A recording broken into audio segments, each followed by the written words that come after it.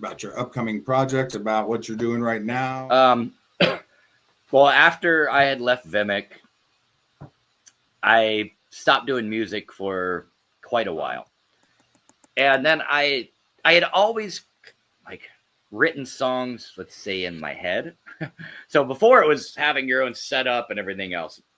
I still had that, but I just didn't do anything with it. And then one day I was kind of sitting there and I wrote the song that I'd had in my head, but I actually put it down on paper and recorded it. And my phone has thousands of files of songs that I've actually done and recorded and written. And I mean full songs, not just like riff idea and here's riff, A, B, C, full on structures. But I never sent them to anybody.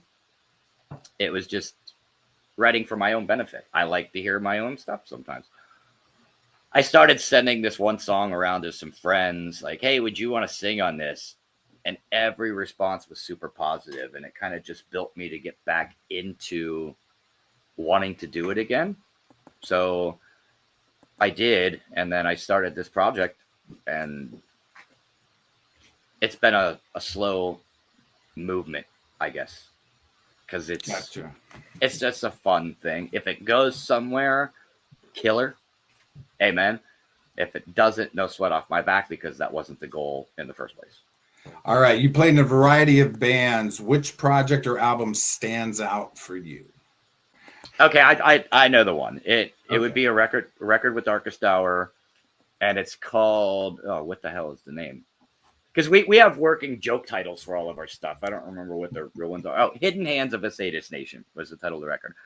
And like I had said earlier, I grew up, all of my influence and all of my music writing for the metal side was influenced by the Scandinavian bands. There's a recording studio over there called Studio Fredman. All of those classic records that anybody who's into that form of music is just obsessed with this place. They were all recorded there. And Darkest Hour got a call that we had been accepted to record there. And they don't really do lots of American bands. So for an American band and the melodic style that they were playing and to be accepted into the studio was one thing, just to be like allowed, if you will, there. And then to be there just around. Now we're in Studio A and there's Studio B and C on there. And the bands I grew up that were my influences, My In Flames and Dark Tranquillities, these guys are in the other studio doing their new record. And afterwards, you're all going out to it was a bar called Kelly's, and you're all just drinking and talking and telling stories. And I'm just in my early 20s. And it was just like a very surreal moment, because now you're in Sweden,